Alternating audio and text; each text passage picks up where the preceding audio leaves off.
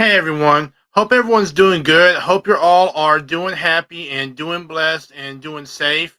I hope everyone is staying warm and staying healthy during this time. What you see on your screen now is the Geek Report that's going to be coming up around Tuesday or Wednesday, depending on if anything else drops between now and then.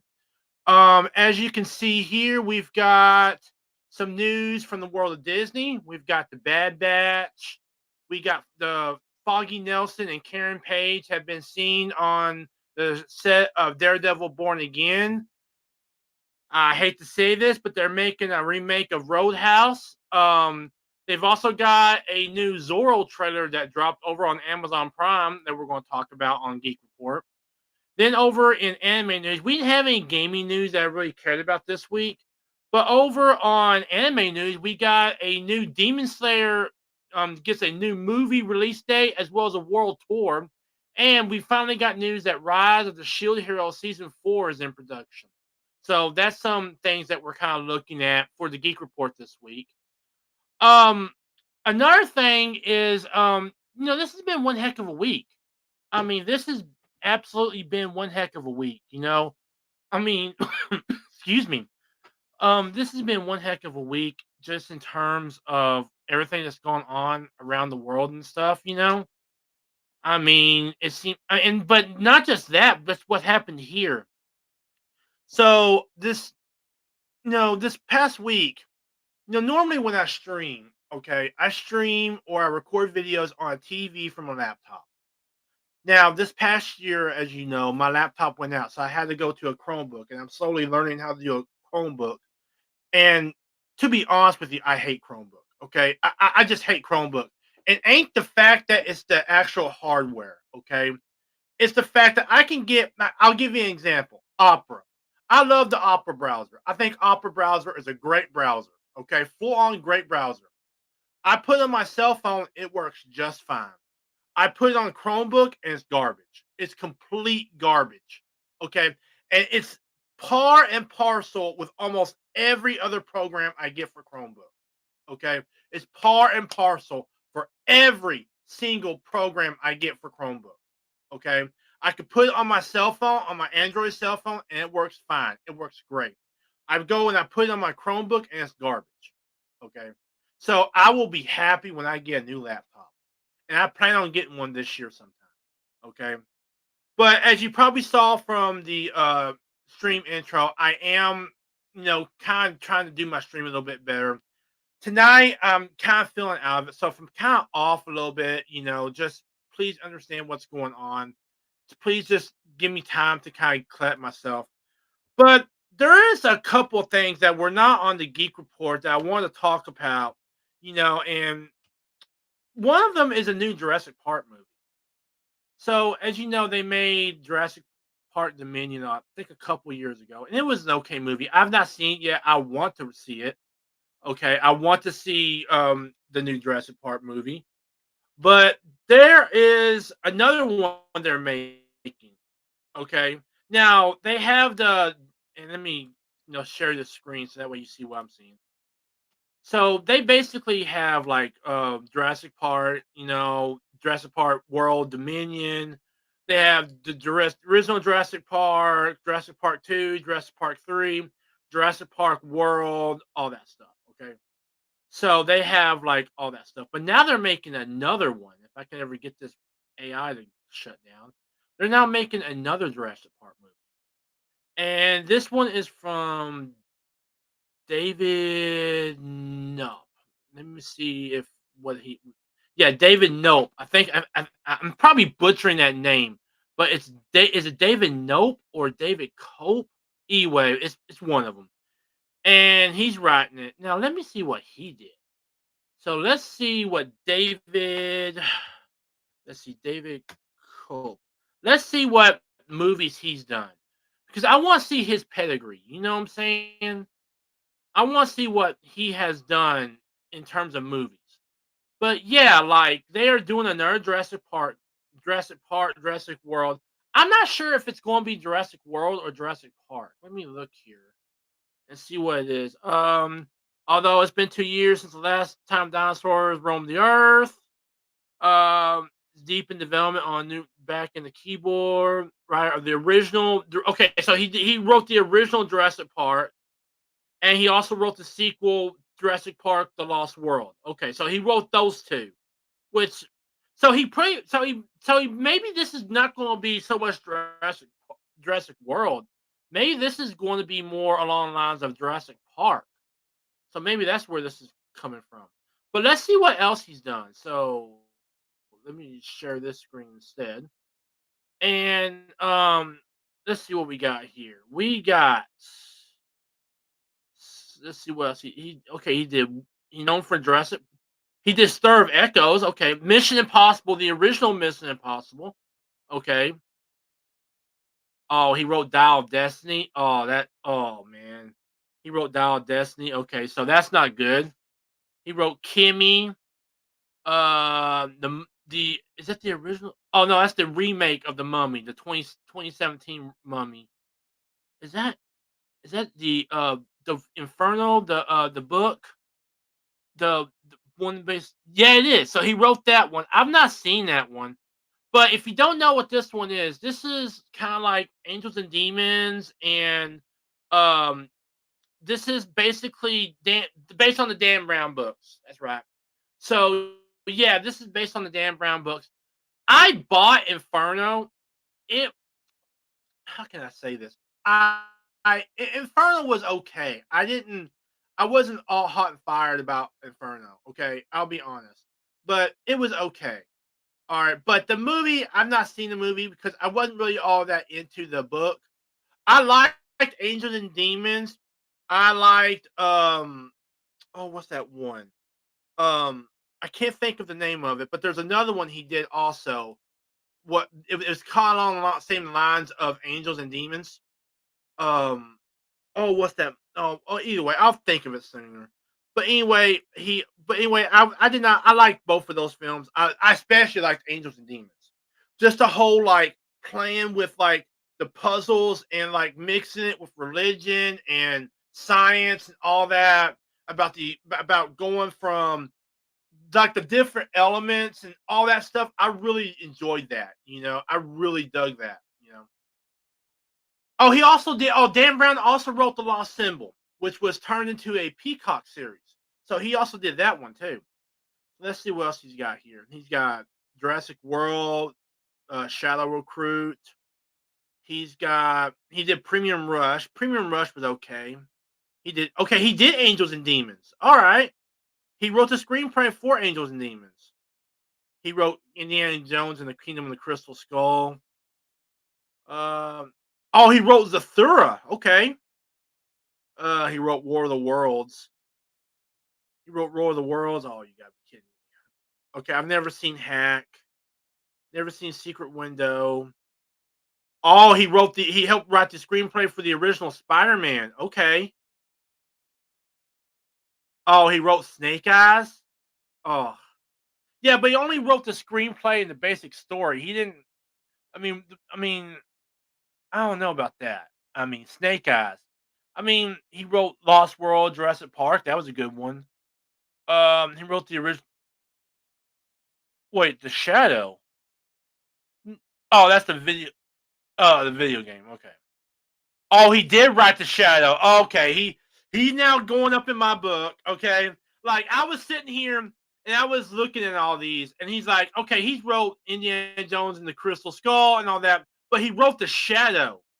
Okay, all right. The Shadow. If you don't know what The Shadow is, okay, The Shadow is one of my all-time favorite comic book superhero movies. Okay, it came out before there was even a thought of the MCU. Okay, it is an absolutely great movie. Okay, and it is so underrated by so many people. I absolutely love The Shadow. Okay, and I know Alec Baldwin plays in it. Okay, I'm not going to get into all that, but I absolutely love The Shadow. Okay, let me go over here and get it on for you. The Shadow. Whoops, wrong one. Let me go down here. There we go. Okay, that's the video game of The Shadow. He wrote that one, but yeah, The Shadow is such an underrated film. If you've never seen The Shadow, Okay, that movie came out in '94, and that was right around the time of the old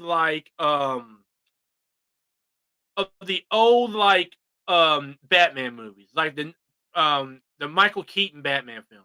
Okay, and this right here, this movie was so awesome, dude. If you've never seen The Shadow, watch The Shadow sometime, okay? Just find a day where you're not got anything to watch and watch it. It is such a underrated film, okay? It is so underrated. And just the way they did the whole um just the way they did it, okay? Especially given it was 94, okay? Especially given it was '94, and I'm gonna turn that off because I don't want you spoiled. But yeah, especially given it was '94, yeah, like I absolutely love The Shadow. I mean, I'm such a big fan of The Shadow. I mean, the reason my whole YouTube handle is Shadow Knight is because when I first created my YouTube account, okay, I I was watching The Shadow. Well, no, when I first got online, okay, when I was first able to actually get online, okay, you had to create emails and stuff like that. I was watching The Shadow at the time, and I was also playing this game called Mech Warrior Mercenaries. Okay, this is before the current Mech Warrior game, and I thought, well, and my character's name on that game, you make your own character, and it was Knight, like Mech Knight. Okay, so, I thought, well, why don't I just mix the two? So I called Shadow Knight, the Shadow and Mech Knight, Shadow Knight. Okay. And that's where I get my name from on YouTube and many other places is Shadow Knight, and I've kept it ever since. But yeah, like I am such a big fan of the Shadow, I've even still got the comics right now. All right. And just the way they did the whole idea of redemption. Okay, just the way they did the whole thing about redemption. Now, look, I will full on admit to people that Shiwan Khan was probably not the best villain to play. Okay, he was he was trying to be a great villain, but the thing about it is he came off as a little too cartoony. You know what I'm saying? But the fact that they went and they did the whole idea about redemption and earning your redemption and all that stuff and coming to terms with your dark past and the abilities and all that stuff, it was just so awesome, dude. I mean, it is so underrated. It is just such an underrated gem. I don't know why no one doesn't go out and watch this. I, this is one of those movies that while yes, it had problems. Okay, it full on had problems. I will admit that. I'm going to admit that it had problems. Okay. Here's the thing, though. Here's the thing about it, though. The thing about it is this: is that while it does have its problems, like the villains can be a little cartoony sometimes, and there could be sequences that really do not make sense. Okay, unless you watch it a couple of times. The movie is so underrated. You know what I'm saying? It is so good and so underrated. And like, I don't know. I mean, part of me wants them to do a remake or a sequel to this, and part of me doesn't because the original is so good. You know what I'm saying? Like, there are some films you want them to do sequels and remakes for. Okay, and then there are just some films where you just don't want them to touch them because you've seen what Hollywood has done with remakes and sequels and everything else. Okay. And this is one of those films. This is absolutely one of those films. I absolutely love this movie. I mean, this movie is so dope. It is so dope. If you've never seen The Shadow, watch it sometime. I mean, I think you can get it on Blu-ray. I think you can get it on Amazon Prime. That's the only two places I know of. I own the Blu-ray. I own the Blu-ray of it. It's one of the few movies. I own a lot of Blu-rays. This is one I'm going to keep on Blu-ray. And that's something else I kind of want to talk about. All right, so For the past couple of years since COVID really hit, and I know my hair is all whacked out and everything else. For the past couple of years since COVID has hit, and let me see what my phone is saying right now. Yeah, okay, so nothing. Okay. So anyway, since COVID hit, we've kind of had to transition in terms of what we all get. Okay. One of those things was movies. Okay. And a lot of people started getting their movies online. And I even started getting movies online. Okay. Movies you could not now the majority of movies I own physical. Okay. That's the majority of movies. I own two shows online, and that is Secret Santa, which is a Christmas episode of a Lifetime series. No, a TLC series. Sorry, and then Christmas in Graceland, which is a Lifetime movie. And basically, those are the only two I own. Like I've bought digitally online. Okay, anything else I own online is on Blu-ray. Now, there's been this movie I've been wanting to see for a while called The Equalizer 3. Okay, it's the most recent Denzel Washington Equalizer movie, and I've been kind of torn about whether or not I should get it on Blu-ray or whether I should get it online. Now, online means it stays online forever. Okay, I can access it whenever I want. But there's something about owning a Blu-ray. You know what I'm saying? There's something about owning a physical copy. Cause see, I have a Blu-ray player. I have a Blu-ray. I graduated high school in 2000, and I got a Blu-ray player as a graduation gift. Okay, I still own it, and it still works. And I don't need the internet or anything to watch my movies. Okay, there's actually been times where my cable has been out, where my cable internet, cable TV has been out, not because of a cut line or anything. It's just been out because of some type of problem. And basically, what's going on is I have to watch something, so I'll pop in a Blu-ray. I'll pop in Firefly. I'll pop in the Equalizer 1 and 2. I own the first two Equalizer films. I'll pop in The Last Starfighter. I'll pop in something. I'll even pop in The Shadow and be able to watch it. So I'm kind of torn on the whole digital thing because this past week, and the reason I'm bringing this up now is this past week, and I'm going to see if I can't get it on here, where Xbox seems to be going all digital. Okay. And the reason I'm saying that is because Xbox laid off a lot of their staff to the physical version of their games. Okay. So this right here is what I'm talking about. So they're laying off a whole bunch of their people in the physical storefront. And what I mean by that is, okay, has reported shuttered parts of their Xbox physical retail teams. This decision potentially moves the video games industry closer to an all digital future. I don't like that. Okay. Now look, I don't. Now I'm not saying I don't buy digital. I do buy digital. Okay. I own a whole ton of games digitally. Okay. But there's something about owning a physical copy of a game that says something to me. Like I right now the only two copies of games I own are Cyberpunk and Battlefield. The majority of them I own digitally. I full on admit that. Okay, I'm not trying to hide what I buy and stuff. Okay, here's the thing. Here is the almighty thing, and that is that there's something about owning a physical copy of a game. Like take for example Cyberpunk.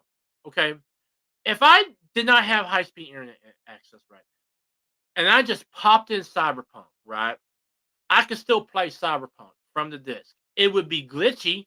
I'm not going to deny that, but I could still play it. Okay, I would not have access to the online features or anything. But say I want to play Mark of the Ninja, which is something I own digitally. Okay, if I wanted to play Mark of the Ninja, I would have to log in, download it, which would probably take about 2, maybe 3 hours, depending on how big the game is, and play it online. I would need internet access. Now, understand something. I'm from Arkansas, okay? And my camera is messing up for some reason. Okay. So anyway, I'm from Arkansas, okay? And I literally live 1 mile within where they have high speed internet access. And what I mean by that is a couple years ago, they brought internet access down to where I used to live at. Okay. Where I used to live at. Now I live in an area that has high speed internet access. That's had it for 20 years. Whereas where I used to live at, they've only had high speed internet access for the past 2 years. Okay. So think about that for a minute. All right. So I know both sides of perspective. I know what's like to have access to high speed internet, and I know what's like to have not have access to high speed internet. Okay. And I know people out there are going to tell me, oh, well, you can get hotspots through your cell phone. It ain't the same. Okay. Especially when you're talking about playing online, downloading games, stuff like that. Okay. You know, full on. I mean, there's something about having a reliable high speed internet connection. All right. So yeah, like on that front, yeah, I see both sides of the situation, and I'm fully for having physical games because, by all accounts, we've seen this happen before, where games have been taken out of people's libraries and stuff. Okay, where people have been banned off Xbox Live and PlayStation and stuff for saying one thing or the other, and they've had like $200-300 worth of games on their account, and now those games they can't access anymore. Okay, there's something about having a physical copy. There's something about having that power of choice where you can say, okay, I want a physical copy or I want a digital copy. Okay, I don't like it. Okay, I just don't like this whole idea of going completely physical because there's a couple of reasons. One is the internet issue, like I just talked about. Okay, that issue right there is one I just talked about, and that's another issue. Another issue is the whole idea that if you look on the storefront on PlayStation or Xbox, okay, like if I go to GameStop right now, I can get Call of Duty Infinite Warfare, which is a game that was maybe 2 years old, maybe 3 years old, for about $5-6.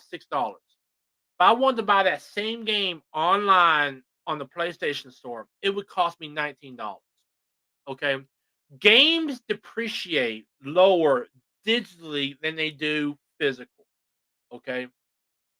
What I mean by that is like if a game like take Modern Warfare 2, it came out last year. Okay. I go up to GameStop, I can get it for $39. Or let me see how much let me before I say anything, let me see how much that is. Okay, so let me go to GameStop.com.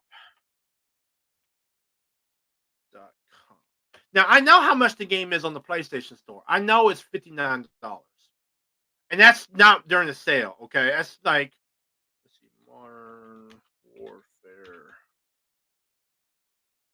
No, Modern. Let's see, Modern Warfare 2. Now I know how much it is on the PlayStation Store. I know it's $59 on the PlayStation Store, and that's the base version. But let's see how much it is at GameStop.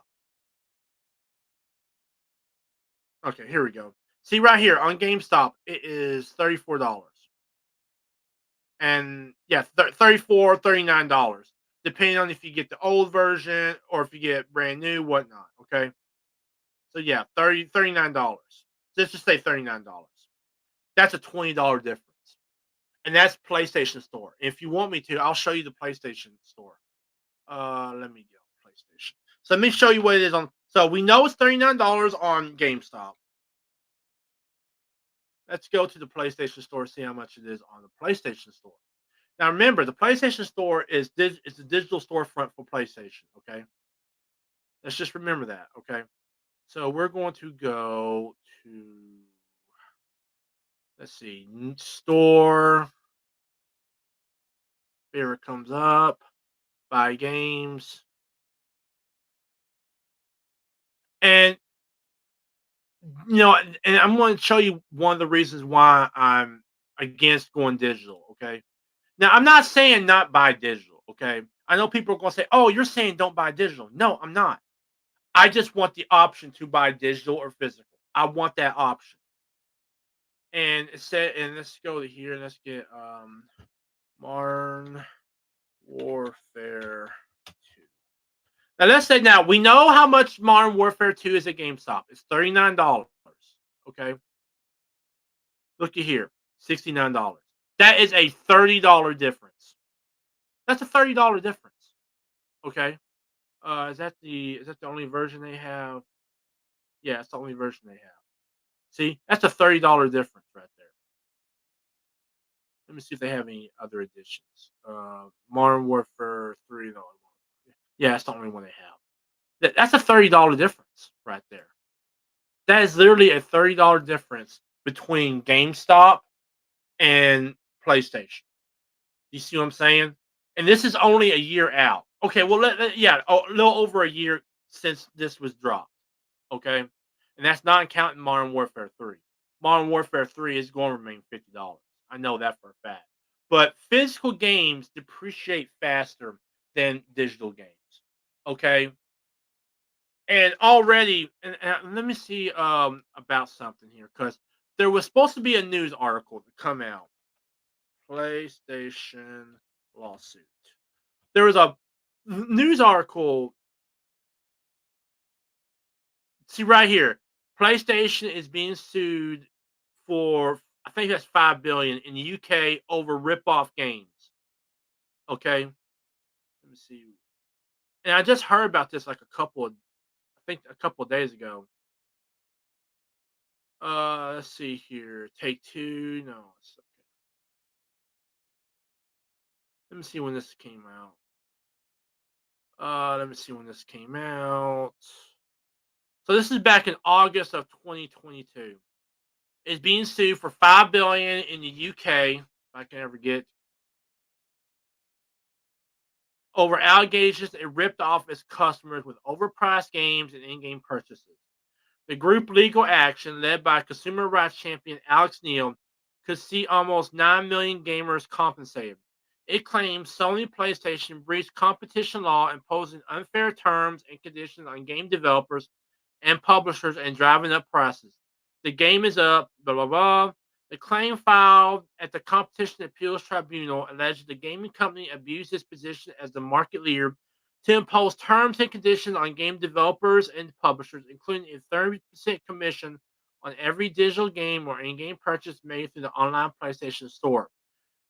Sony PlayStation actions have driven up prices for consumers, resulting in customers being unwillingly overcharged for digital game purchases by up to a total of 5 billion.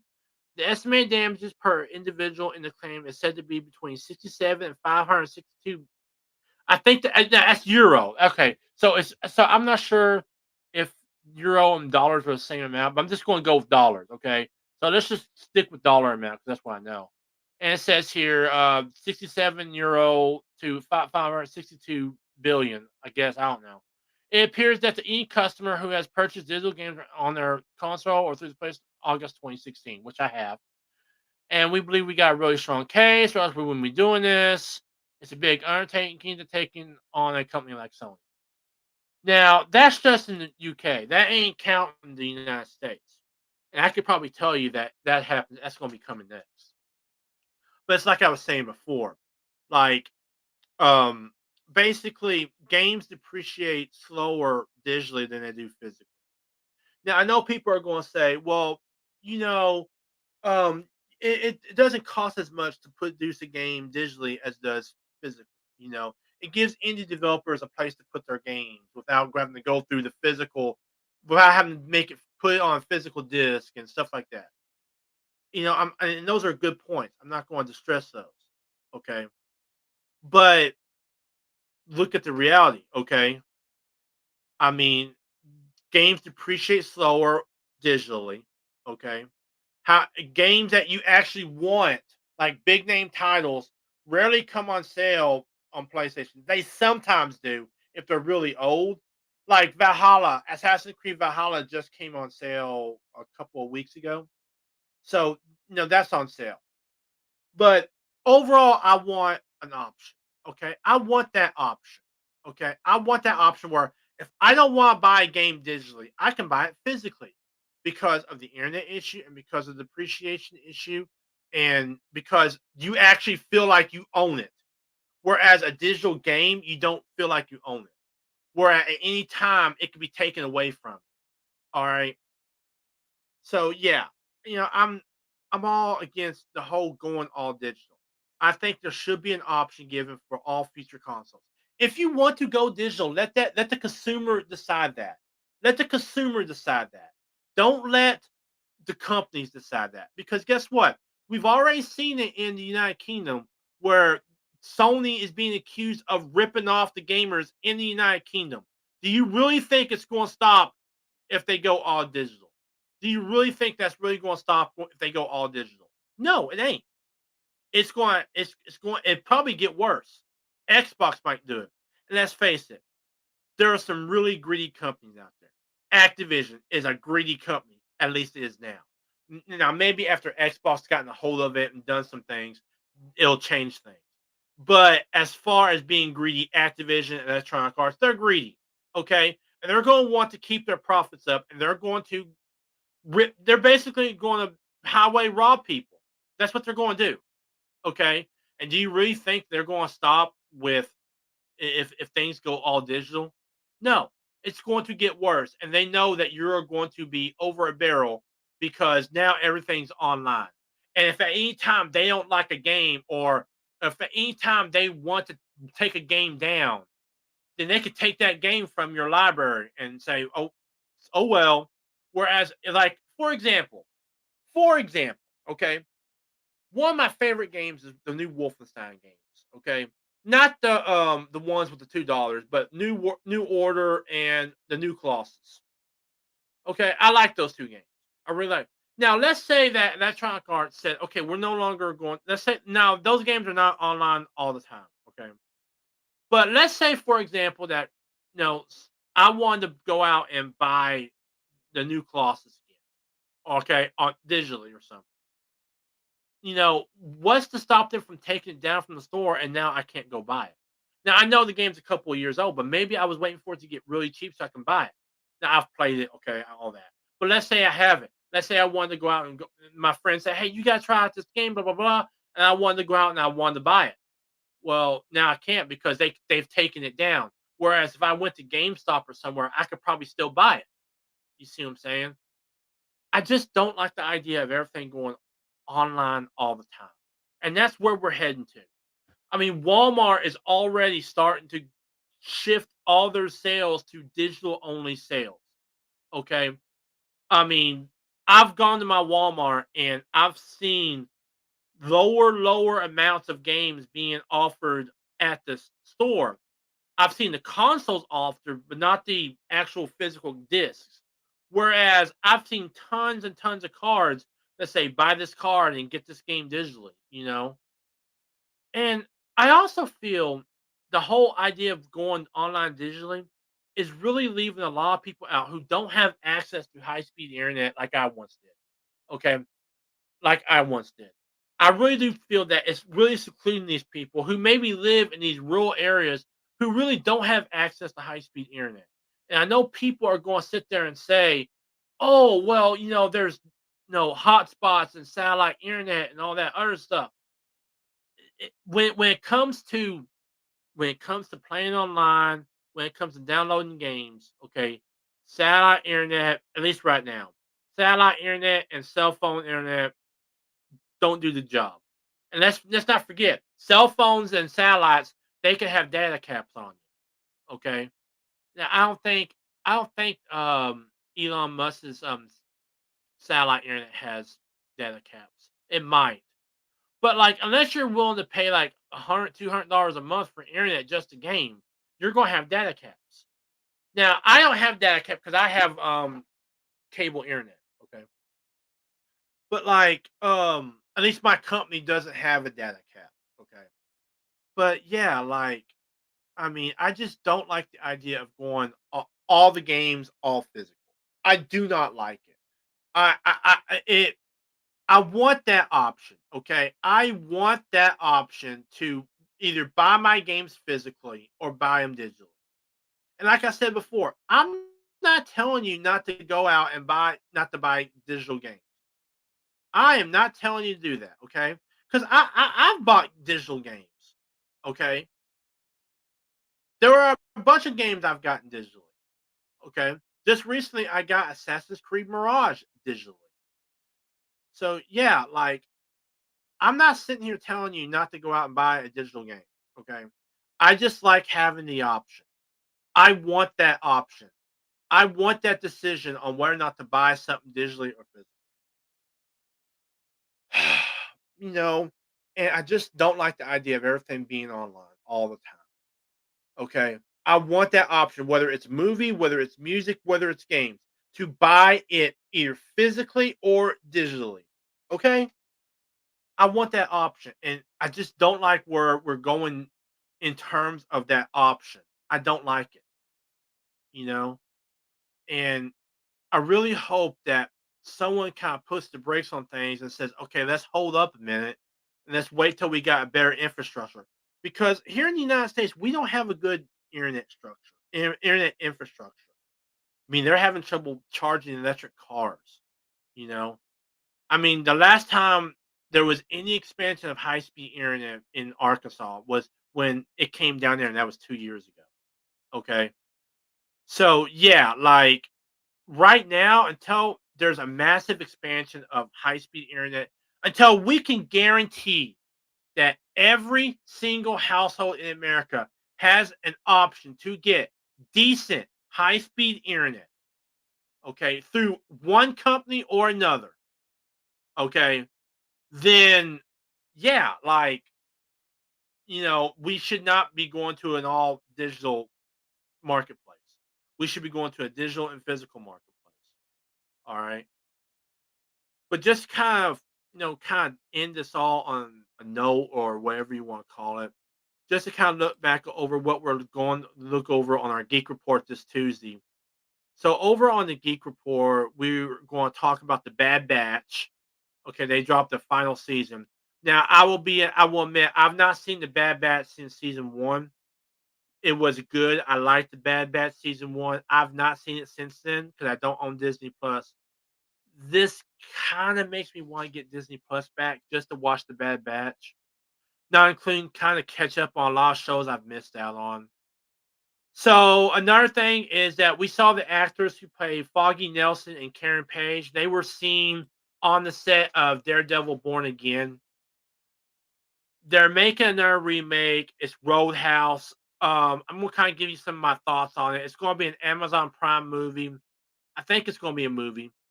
It doesn't really say, it just says Roadhouse. And Zorro's dropped a trailer for a series. They're now it's going to do a series, I believe. All right, I'll have to look on there and see. But yeah, Zorro dropped a new Amazon Prime trailer. And over in anime and miscellaneous news, we got news that Demon Slayer is getting a movie release date as well as a world tour, and that Rise of the Shield Hero season 4 is in production. Both of these, I love both of these animes. I love the Swordsmith Village arc. I think they're saying they're going into the Hashira training arc now. So yeah, I mean, I love both of these series. As for Rise of the Shield Hero, the last we left the Rise of the Shield Hero, um, no, the four cardinal heroes were just beat. I mean, just flat out beat. I mean, you had the boat hero. He had kind of lost himself a little bit. You had the sword hero, and basically the spear hero had all after what happened with the turtle. They now have to get ready for the phoenix, and they were all separated, and now they're all now the shield hero is doing okay. He's got his village together. He's getting his people ready for to fight. He's gotten he freed some more slaves, all that. But the other three heroes were just beat down and look like they've been run roughshed. It's, I think the worst of them was the Bow Hero, and it was all Melty's fault. I get where the Shield Hero was coming from because see, if you okay, spoilers for Shield Hero. Okay, if you've never seen Shield Hero, okay. So at the end of let's see, it was season one. At the end of season one of the Shield Hero got Melty, Princess Melty, after she had done all this horrible stuff. She had accused him and got him accused of being a person who forces himself on women. I'm trying to keep it YouTube appropriate. Forces himself on women. Okay, he had become this a pariah, and he had finally cleared his name. Okay, to the whole entire nation, he had cleared his name, and her father, who were trying to take over the kingdom, were about to get their heads chopped off. And he comes out there and he says, "Okay, instead of chopping their heads off, why give them that quick exit when you can let them live in dismay? And we'll call the king trash and we'll call her something else."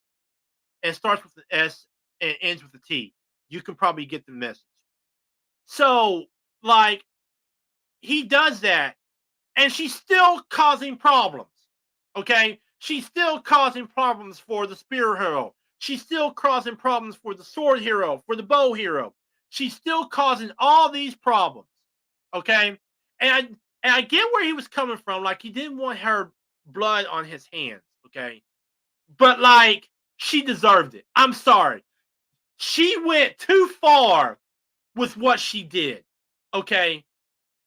When you sit there and I mean, I think that she's probably one of the most evil villainesses in all of anime. Okay, the only person who would top her in my book is the Major from Hellsing Ultimate. Okay, he is just full on nuts. Okay, if you've never seen Hellsing Ultimate, he is full on nuts. But like the villainess from Shield Hero, Melty, she is like close second. She is just close second. Okay. Just what she's done and what she continues to do still. Okay. And she just keeps on causing problems. All right. She keeps on causing these problems. So, yeah, like, totally, like, I get where he was coming from, where he didn't want their blood on his hands. But at the same time, sometimes there's people you just got to take care of. You know what I'm saying? And she's still causing all these problems. But anyway, back to what I was saying. Back to at the end of the Rise of the Shield Hero season 3, all the heroes have assembled in the Shield Heroes village, and all the heroes except for the Shield Hero, I think he was doing the best. But the Bow Hero, the Spear Hero, and the Sword Hero were either one way or another betrayed and brought down by Melty, which was the villainess I was talking about. And they're now having to rebuild themselves. And on top of all that, you've got another great animal called the Phoenix that's coming. So that's season 4, where season 4 is going to pick up. Okay. And I really like Shield Hero. And I'm waiting on to find out when I'm kind of waiting to find out when the next season of My Hero Academia comes on. And I'm also waiting on Black Clover. I miss watching Black Clover. I love Black Clover. I love Black Clover. I love My Hero Academia. I love Rise of the Shield Hero. I love Demon Slayer. There's an old anime I love called Gate, Gunsmith Cats. That's another old anime. Robotech, Sword Art Online. I love all seasons of Sword Art Online, but I will admit that the Gun Gale arc is probably the weakest. All that. But before I kind of cut out of here and kind of leave y'all, I did want to mention what we're all looking at, and I'm going to go over it again. So we are going to look at the Bad Batch final season trailer. We are going to talk about Foggy Nelson and Karen Page being seen on Daredevil Born Again. We are going to talk about the Roadhouse remake as well as the Zorro remake for Amazon Prime. Over on anime news, we got news that Demon Slayer is getting a movie release date as well as a world tour, and that Rise of the Shield Hero Season 4 is in production. Thank y'all for joining me for this just random live stream stuff. I'm going to be doing these every Friday and Saturday. Check out some of my other video sites. You'll find them at the end of the stream during my outro. I've got a YouTube page as you're looking at now. I've got a Rumble page and I got an Odyssey page. Please check them out. Look, I hope you all stay warm, stay healthy, stay safe, stay well. I hope you all do good and do groovy. And I will see y'all in the next video and in the next stream. Laters.